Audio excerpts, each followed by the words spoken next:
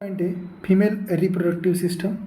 ह्या female reproductive सिस्टममध्ये जर बघितलं तर ह्या फिमेल रिप्रोडक्टिव्ह सिस्टममध्ये काय काय येतं, पेअर ऑफ ओव्हरीज, दुसरा पॉईंट आहे पेअर ऑफ ओव्हिडक्ट, नंतर आहे युटेरस, नंतर आहे सर्विक्स, नंतर आहे वजायना आणि नंतर आहे external जेनिटिलिया.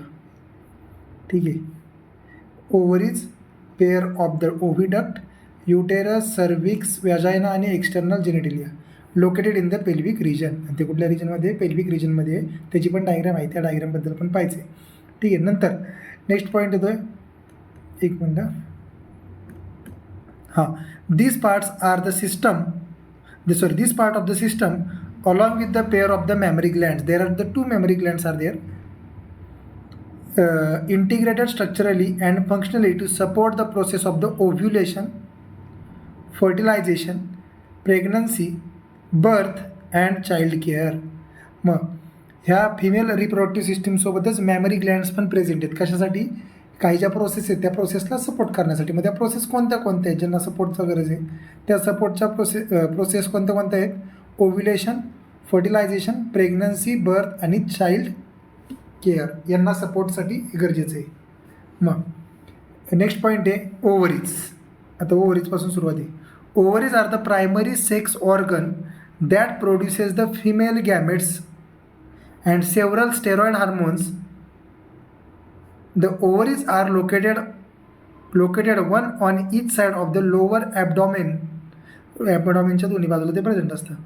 Ovary is about the 2 to 4 centimeter in length and is connected to the pelvic wall and uterus by the ligaments. Ligamentsने ते pelvic wall ला काय आहे, कनेक्टेड आहे. ठीक आहे. Each ovary is covered by the thin epithelium which encloses the ovarian stroma. The stroma is divided into, इथं महत्त्वाचं वाक्य आहे, each ovary is covered by the thin epithelium, आणि ते कशाने कवर करते, ओव्हेरियन स्ट्रोमाला कवर करते. This stroma is divided into the two zones, peripheral cortex zone and inner medulla zone. समजा हे ओव्हरीचं स्ट्रक्चर आहे. हा जो बाहेरचा रिजन आहे त्याला म्हणतात कॉर्टेक्सचा रिजन, मधला रिजन आहे त्याला म्हणतात पेरिफेरल रिजन. हे जे कवरिंग आहे याला म्हणतो इपिथेलियम लेअर, आणि आतमधला जो पार्ट आहे त्याला म्हणतात ओव्हेरियन स्ट्रोमा. आतमधल्या पार्टला ओव्हेरियन स्ट्रोमा म्हटलं जातं. मेडुला आणि कॉर्टेक्स. नेक्स्ट पॉईंट आहे इथं, हे स्ट्रक्चर आहे. द ओव्हिडक्ट्स, इथं युरेथ्रा, नंतर आहे इथं युटेरस. ठीक आहे, नंतर आहे क्लिटोरिस, लॅबिया मेजोरा, लॅबिया मायनोरा. ठीक आहे, हे जाऊ द्या. द ओव्हेरियन, ही डायग्राम महत्त्वाची आपल्याला. द ओव्हिडक्ट त्यालाच म्हणतात fallopian tube. Uterus and वजायना constitute the female accessory ducts. यांना काय म्हणतो आपण, ॲक्सेसरी डक्ट्स म्हणतात. मग या ॲक्सेसरी डक्ट्समध्ये 3 पार्ट आहेत, fallopian tube, uterus, वजायना. Each fallopian tube is about the 10 to 12 centimeter long and extend from the periphery of each ovary to the uterus. युटेरसपर्यंत ते पोहोचवतं. ठीक आहे. The part closer to the ovary is the funnel shaped infundibulum. आता fallopian ट्यूबचं classification आहे इथं. इनफंटिब्युलम नावाचा एक पार्ट आहे. The edge of the infundibulum possesses the finger like projection called as the fimbriae. हे फिम्ब्रीचा पोर्शन आहे. ठीक आहे, हे प्रोजेक्शन फिंगर लाईक प्रोजेक्शन हा ओव्हरीचा पोर्शन आहे, लक्षात ठेवायचं. इनफंटिब्युलम, फिम्ब्री आणि एम्प्युला, which helps in the collection of the ovum after the ovulation. The infundibulum leads to the wider part of the oviduct called as the ampulla. म्हणजे 3 महत्त्वाचे reasons आहेत, लक्षात ठेवायचं. Fimbriae is the finger like projection. उसके बाद आता है infundibulum,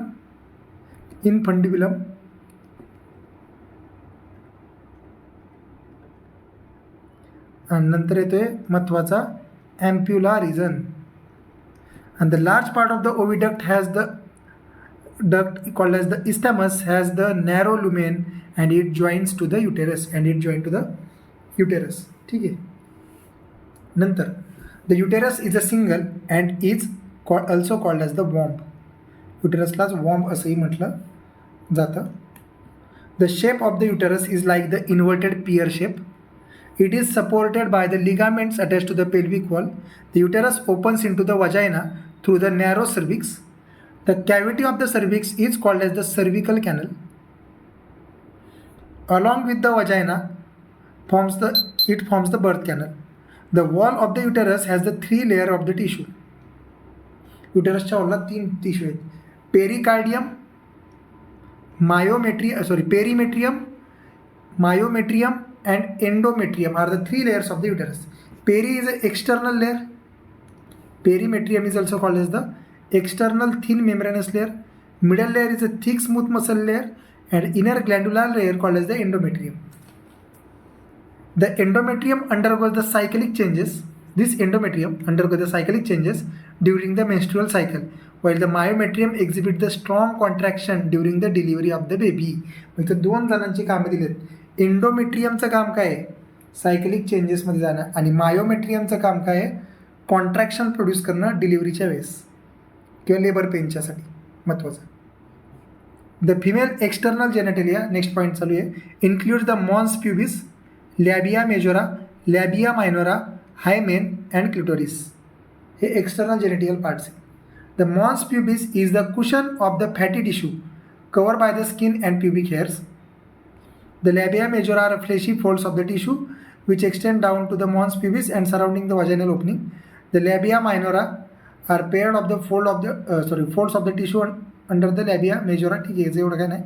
The opening of the vagina is often covered by the membrane called as the hymen. ठीक आहे. नंतर the clitoris is a thin tiny finger-like projection or structure which lie at the upper junction of the 2 labia minora and above the urethral opening. Urethral openingच्या वरती पण एक clitoris नावाचं structure present आहे. The hymen is often torn during the first coitus असं म्हणतात. ठीक आहे, त्याचं बी काय नाही, पण त्याला दुसरी पण कारण आहे, रायडिंग, सायकलिंग वगैरे ते पण. In some woman the hymen is persist even after the coitus. In fact the presence or absence of the hymen is not reliable indicator of the virginity and sexual experience. ठीक आहे, त्याचं काय नाही एवढं. हे झालं फिमेल रिप्रोडक्टिव्ह सिस्टम. आणि बाकीचं आहे मॅमरी ग्लँड्स. हे मॅमरी ग्लँडचं स्ट्रक्चर आहे, कसं फॉर्म होतं याच्यावरती पेपरला प्रश्न असतो, तो एक पॉईंट पाहायचा आहे मॅमरी ग्लँड्सचा. Mammary glands. A functional mammary gland is characteristics of the female mammals. ठीक आहे, फंक्शनल म्हणजे काय? मिल्क सिक्रेशन त्यांनी केलं पाहिजे त्या. The mammary glands are pair structure that contains the glandular tissue and variable amount of the fat. ठीक आहे, अमाऊंट ऑफ द काय आहे इथं? फॅट आहे. ग्लँड्युलर टिश्यू आणि फॅटपासून बनलेलं आहे. The glandular tissue of each breast is divided into the 10 to 20 mammary lobes. जो ग्लँड्युलर टिश्यू आहे, GT म्हणतो त्याला मी, तो मॅमरी लोब्समध्ये तो डिवाइड झालेला आहे. Containing the cluster of the cells called as the alveoli. या मॅमरी लोब्समध्ये कोण आहेत? एल्व्हिओलाय प्रेझेंट आहेत. The cells of the alveoli secrete the milk. ह्या एल्व्हिओलायमधल्या सेल काय करतात? मिल्कचं सिक्रेशन करतात. Which is stored in the cavities of the alveoli. The alveoli open into the mammary duct, mammary tubules. आता हे जे एल्व्हिओलाय आहे ते कुठं ओपन होतं? Alveoli open into the mammary duct, mammary tubules. The tubules of each lobe join to the mammary duct. It join to the mammary lobes. It join to the mammary tubules, and this mammillary tubules forms the mammary ducts, and several mammary ducts join to form the wider mammillary ampulla. Forms the ampulla which is connected to the lactiferous duct.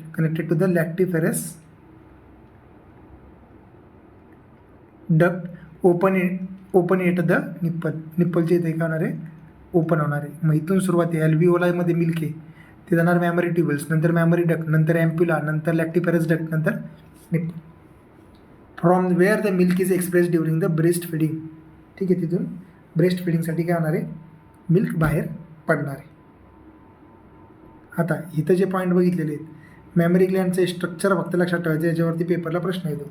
मग इथं काय म्हटलेलं आहे आपण? Memory lobes, नंतर memory लोब्समध्ये lobes, ॲल्व्हिओलस duct, ॲम्प्युला, लॅक्टिपेरस duct आणि nipple, हे असा सिक्वेन्स आहे. लक्षात ठेवायचं, याच्यावरती पेपरला प्रश्न असतो या सिक्वेन्सवरती पण.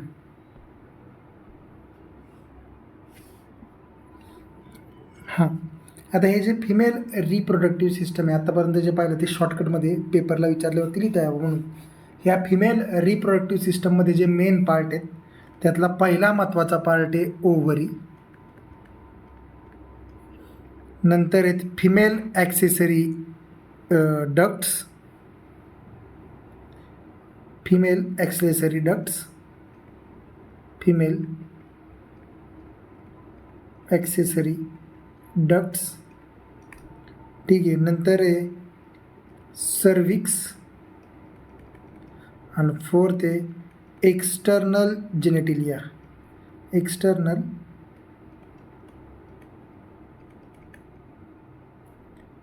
जेनेटिलिया किंवा एक्सटर्नल पार्ट्स, ठीक आहे. त्यातला पहिला पॉईंट सुरू होतोय ओव्हरी, ठीक आहे. पहिला पॉईंट आहे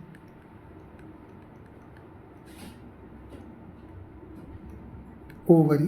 तर ह्या ओव्हरीबद्दल इन्फॉर्मेशन पाहते. ज्यावेळेस आपण स्ट्रक्चर बघू, there are pair of the ovaries are there. किती आहेत ओव्हरी?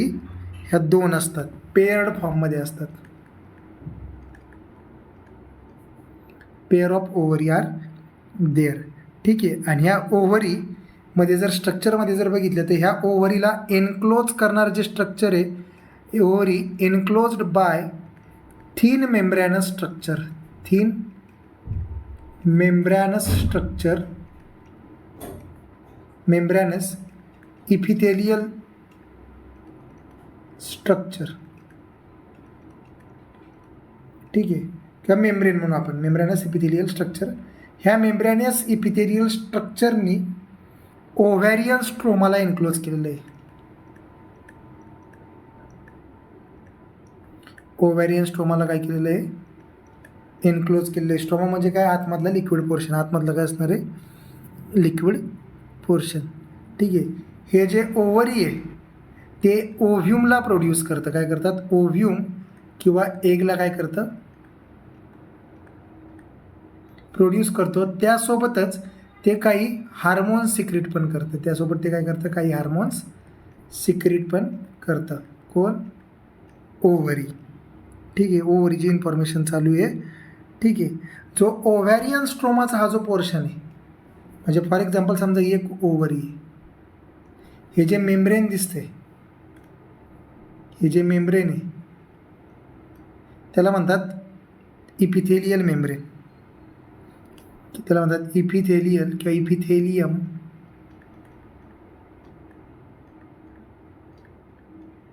मेम्ब्रेन. आणि आतमधला जो पोर्शन आहे एनक्लोज केलेला, हा ग्रीनवाला, त्याला म्हणतात ओव्हॅरियन स्ट्रोमा. त्याला काय म्हणतात? ओव्हॅरियन स्ट्रोमा म्हणतात. लक्षात ठेवायचं. 1 बाय 1 एक पॉईंट महत्त्वाचा आहे, ठीक आहे. हा जो ओव्हॅरियन स्ट्रोमाचा हा जो पोर्शन आहे, त्याचा हा जो आउटर पोर्शन असणार आहे ओव्हॅरियन स्ट्रोमाचा, हा बाहेरचा, याला म्हणणार आहे ओव्हॅरियन कॉर्टेक्सचा रिजन. कोणता रिजन म्हणणार आहे? कॉर्टेक्स. आणि आतमधला जो रिजन आहे कॉर्टेक्स, आणि जो आतमधला जो रिजन आहे त्याला म्हणतात इनर मेड्युला रिजन. त्याला काय म्हणतात? मेड्युला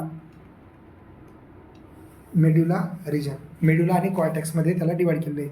म्हणजेच काय म्हणायचं इथं, जे ओव्हॅरियन स्ट्रोमा आहे ते 2 पार्टमध्ये डिवाइड आहे. इथून ओव्हॅरियन स्ट्रोमा, ह्याच्यात 2 झोन्स आहेत महत्त्वाचे.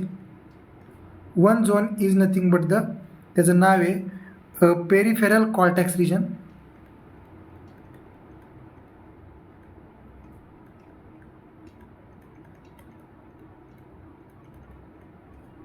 आणि दुसरा जो पोर्शन आहे इनर मेड्युला रिजन.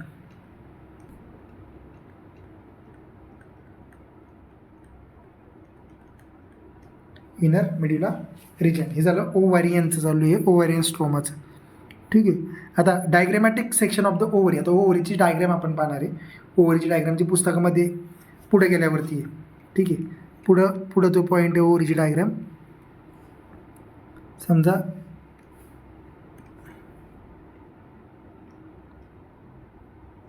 हे ओव्हरी इथून सुरुवात झाली अशी,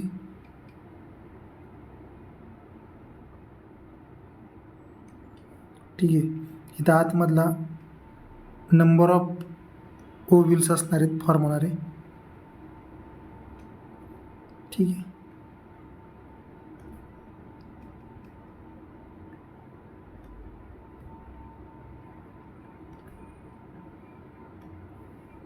हा जो पोर्शन आहे रिमेनिंग बाहेरचा त्याला म्हणणार आहे आपण ओव्हॅरियन स्ट्रोमा. ठीक आहे, इथला जो पोर्शन आहे त्याला म्हणतो कॉर्पस लुटियम. Corpus luteum. ठीक आहे, हा पण दोन्ही डिजनरेटेड पार्ट असतो, डिजनरेटेड. ठीक आहे, नंतर हे ब्लड वेसल्स आहेत, ह्याला म्हणतो प्रायमरी फॉलिकल्स. ठीक आहे, याला म्हणतो ग्राफियन फॉलिकल्स.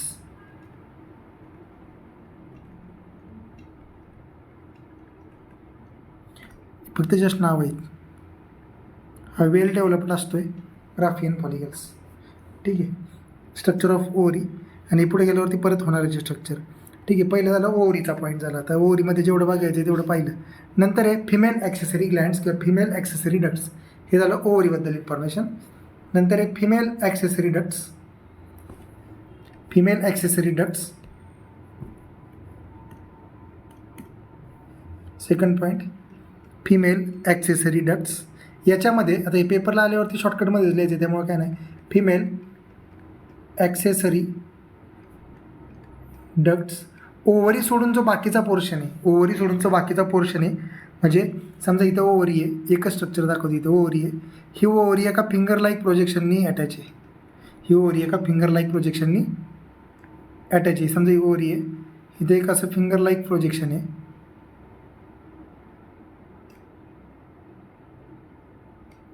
या फिंगर लाईक प्रोजेक्शनला म्हणतात, या फिंगर लाईक प्रोजेक्शनला म्हणतात, नाव लक्षात ठेवायचं आहे, फिम्ब्री. FIMBRIA, fimbriae.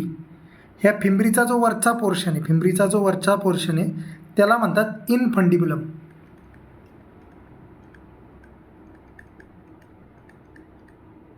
इनफंडिब्युलम.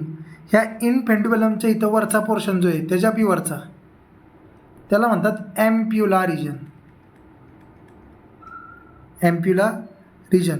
आणि मेन जो tube like pipe like structure जे आहे, जे पुढे जाऊन वरती अटॅच होणारे सर्विक्सला किंवा युटेरसला, त्याला म्हणतो आपण, त्या स्ट्रक्चरला म्हणतो इस्टॅमस.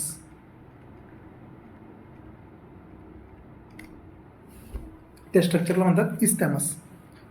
ठीक आहे, आणि ह्या तिन्ही ही जी चारी नावं आहेत, इनफंडिब्युलम, ॲम्प्युला, इस्टॅमस, यालाच म्हणतो आपण फॅलोपियन ट्यूब.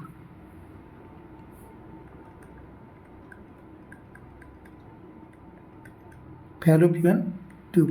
म्हणजे ॲक्सेसरी डक्ट्स जे आहेत त्याच्यामध्ये पहिलं येतं फॅलोपियन ट्यूब, नंतर येतं युटेरस, नंतर येतं थर्ड वन इज वॅजायना. युटेरस, त्याच्यानंतर येतं वजायना किंवा वॅजिना म्हटलं तरी चालते. त्यातला जो फॅलोपियन ट्यूब्सचा जो पोर्शन आहे, फॅलोपियन ट्यूब, त्याच्या 3 पार्टमध्ये डिवाईड केलेलं आहे बघा, महत्त्वाचे. इनफंडिब्युलम, नंतर नाव बघितलं ॲम्प्युला, आणि थर्ड वन इज द इस्टॅमस. इस्टॅमस. आता प्रत्येकाचं काय ना काहीतरी काम आहे. त्यातलं जे पहिला जर बघितलं आपण, फॅलोपियन ट्यूबमधला जो पहिला पोर्शन आहे, फॅलोपियन ट्यूबमधला पहिला पोर्शन एमध्ये किंवा 1मध्ये इनफंडिब्युलम,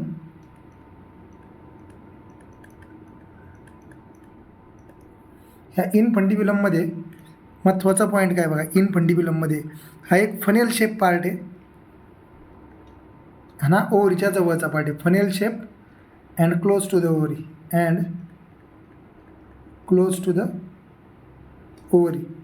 दुसरा मेन पार्ट आहे महत्त्वाचा इन्फंटिब्युलम नंतर ॲम्प्युला.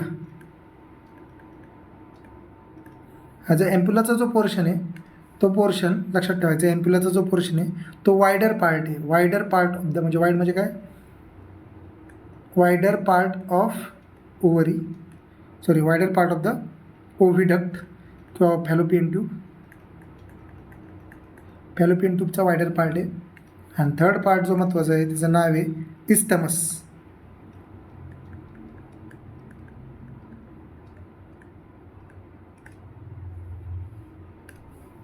इस्थमस हे जे इस्थमस आहे it is a narrow tube. Narrow tube it join to the uterus. It join to the uterus. It join to the uterus लक्षात ठेवायचं. आणि जिथं ॲम्प्युला आणि इस्थॅमस एकत्र येते, ॲम्प्युला आणि इस्थॅमस हा जो जंक्शनचा पॉईंट आहे दोघांचा, इथं फर्टिलायझेशन होतं. Fertilisation occurs here's. Fertilisation occurs at that position किंवा दिस पोझिशन. ते काय होते, दोघांचं फ्युजन होते. ठीक आहे. नेक्स्ट आहे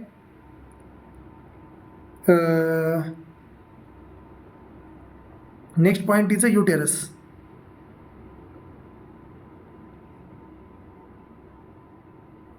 next point is a uterus.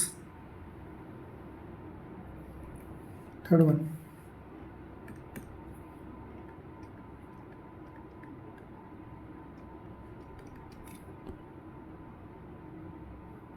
युटेरसबद्दल information. आता बघा युटेरस हे जे युटेरस आहे ते कसं आहे, इन्व्हर्टेड पिअर शेप आहे.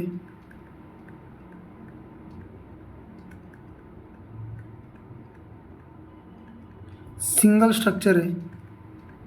सिंगल सॅग लाईक स्ट्रक्चर आहे. ठीक आहे. त्यालाच वॉम्ब असंही म्हणतो, ऑल्सो कॉल्ड ॲज वॉम्ब.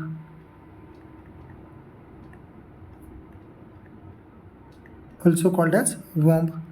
आणि it attaches to the pelvic wall.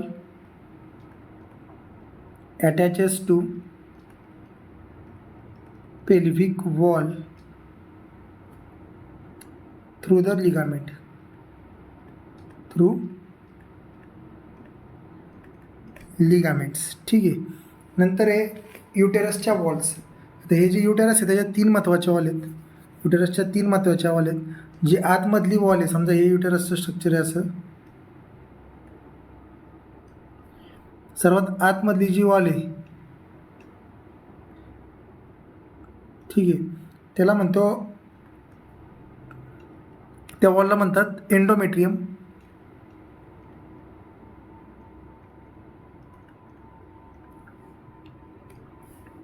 जी मधली वॉल आहे त्याला म्हणतात मायोमेट्रियम. आणि जी आउटर वॉल आहे त्याला म्हणतात perimetrium.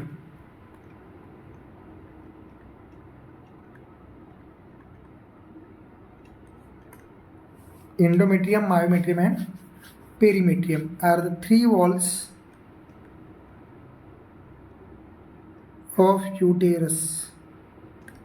3 walls of the uterus. ठीक आहे. नेक्स्ट पॉईंट पाहत होतो, वॉल ऑफ द युटेरस. हे जे युटेरस आहे त्या युटेरसची जी वॉल आहे ती वॉल 3 लेअरपासून बनलेली आहे. 3 लेअर्ड वॉल आहे. ज्यातला जो आउटर मोस्ट लेअर आहे त्याला म्हणतो आपण पेरीमेट्रियम. हा कसा आहे, आउटर मोस्ट थिन लेअर आहे. नंतर आहे मिडल लेअर, त्याचं नाव आहे मायोमेट्रियम. हा मिडल लेअर आहे आणि थिक आहे. Middle thick layer called as myometrium. and it helps in a strong contraction during delivery of the baby.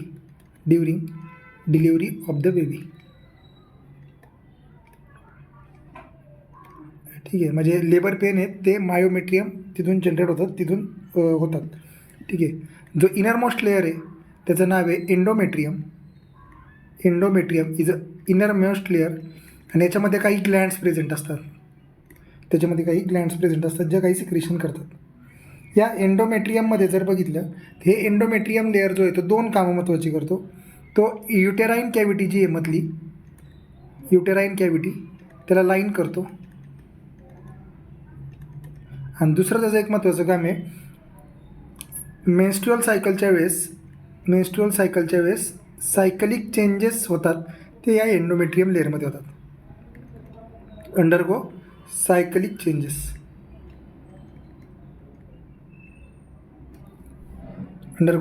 Changes during the menstrual cycle.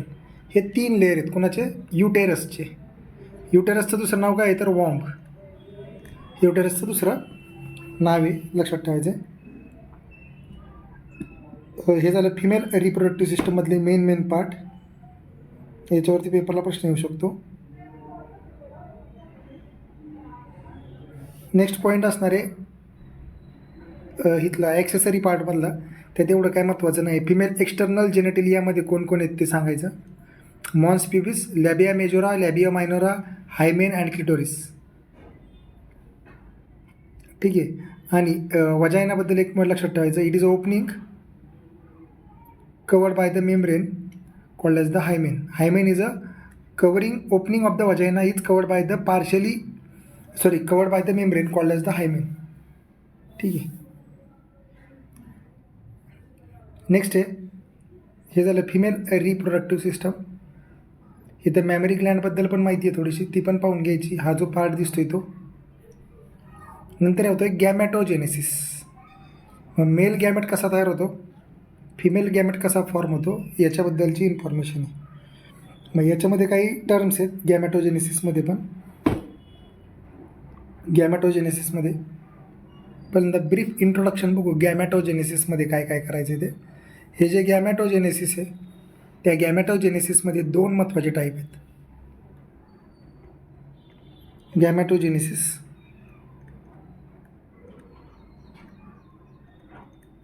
याच्यामध्ये मेल गॅमेटचं फॉर्मेशन कसं होतं म्हणजे त्याच्यात स्पर्मॅटोजेनेसिस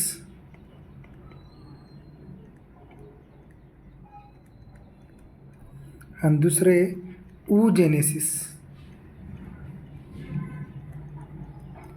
स्पर्मॅटोजेनेसिसमध्ये मेल गॅमेट फॉर्म होतो. Male gamete that is nothing but the sperm. याच्या फॉर्मेशनचा study आहे. तर ऊजेनेसिसमध्ये female gamete that is nothing but the ओव्ह्यूम.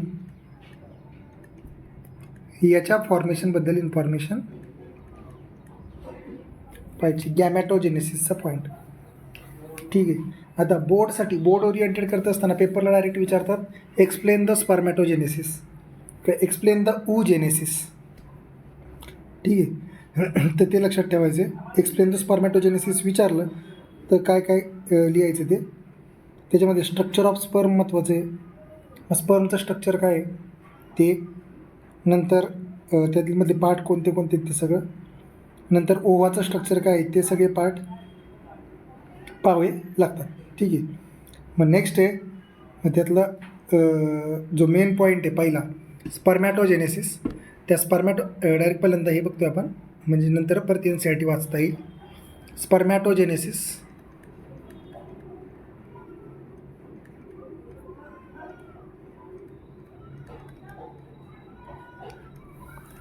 यात काय आहे formation of the sperm. Spermatogenesis म्हणजे काय, it is the formation of the sperm. ठीक आहे. किंवा the process of the sperm formation. The process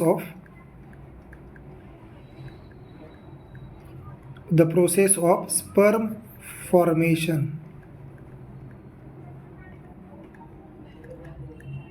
is called as the spermatogenesis. मग sperm काय, त्या स्पर्मचं स्ट्रक्चर काय आहे त्याच्यावरती आता डिस्कस करायचं आहे. Structure of sperm.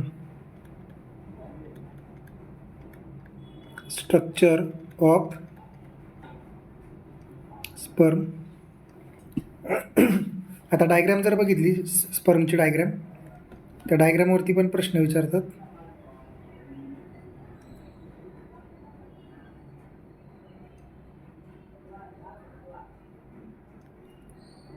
ठीक.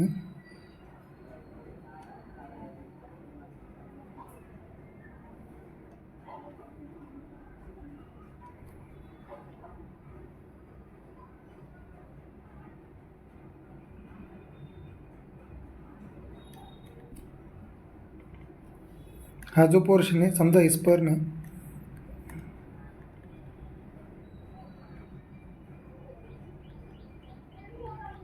ही त्याचा टेलचा पोर्शन आहे.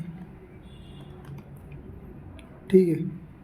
नंतर हा जो मधला पोर्शन आहे हा, याला म्हणतात मिडल पीस. याला काय म्हणतात मिडल पीस. याच्यामध्ये नंबर ऑफ मायटोकॉन्ड्रिया असतात. याच्यामध्ये काय असतात, याच्यामध्ये it contains mitochondrias. It contains mitochondria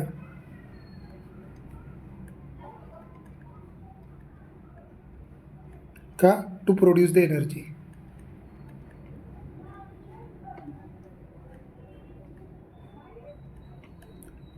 to produce the ATP म्हणजेच एनर्जी. नंतरचा जो पोर्शन, इथला जो पोर्शन दिसतो इथला, याला म्हणतो नेक. आणि जो वरचा पोर्शन आहे हा जो मोठा, याला म्हणतात head. Head of the sperm. ठीक आहे.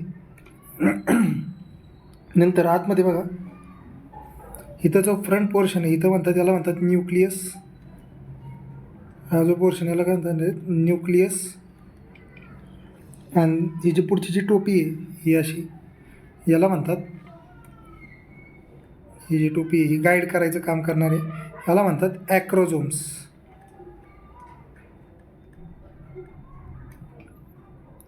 आणि हे जे बाहेरचं दिसतं याला म्हणतो प्लाझ्मा मेम्ब्रेन.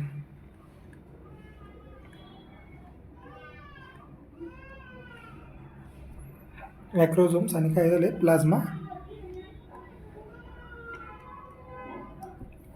Plasma membrane. ठीक आहे. आता स्ट्रक्चर ऑफ स्पर्म 3 मार्काला बोर्डला विचारते.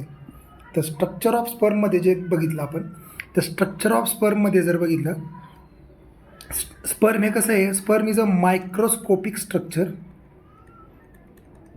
Sperm is microscopic structure which contains head part, neck part, middle piece part, and another is tail part. Head, neck, middle piece, tail हे 4 पार्ट ह्या स्पर्मच्या स्ट्रक्चरमध्ये दिसतात. ठीक आहे. आणि इथं जे दिसतंय स्पायरल कवरिंग दिसते, हे जे इथं असं स्पायरल, याला म्हणतात नेकेनबर्ग sheath.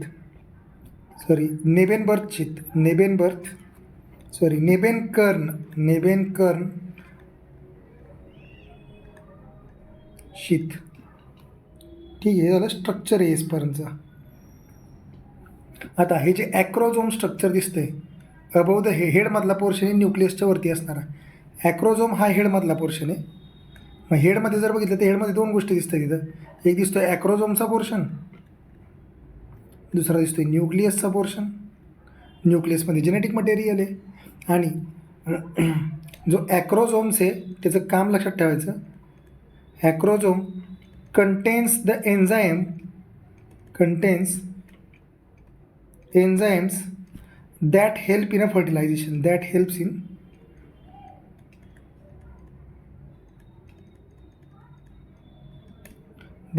a process of the fertilization. फर्टिलायझेशनमध्ये मदत करणारे एन्झाईम्स याच्यामध्ये असतात. ठीक आहे. मायटोकॉन्ड्रिया पण आहे, एनर्जी सोर्स म्हणून काम करणारे. न्यूक्लियस असणारे जे काय काम करणारे, क्रोमोझोमल मटेरियल म्हणून काम करणारे. ठीक आहे. हे झालं स्ट्रक्चर ऑफ द स्पर्म. 3 मार्कला विचारतील. एवढं जरी लिहिता आलं तरी बास झालं. हेड पोर्शनमध्ये कोणी ॲक्रोझोम न्यूक्लियस आहे. नंतर नेकचा पोर्शन येतो, मिडल पीस, याच्यामध्ये कोण आहेत मायटोकॉन्ड्रिया आहेत. कशासाठी, एनर्जी सोर्स म्हणून काम करण्यासाठी. टेलचा पोर्शन आहे, टेलचं काम काय आहे, मूवमेंटमध्ये मदत करण्यासाठी. कारण की स्पर्म काय होतं, मूवमेंट करतो. मूवमेंट करण्यासाठी कोण आहे, टेल आहे. ठीक आहे. हे झालं स्ट्रक्चर ऑफ स्पर्म.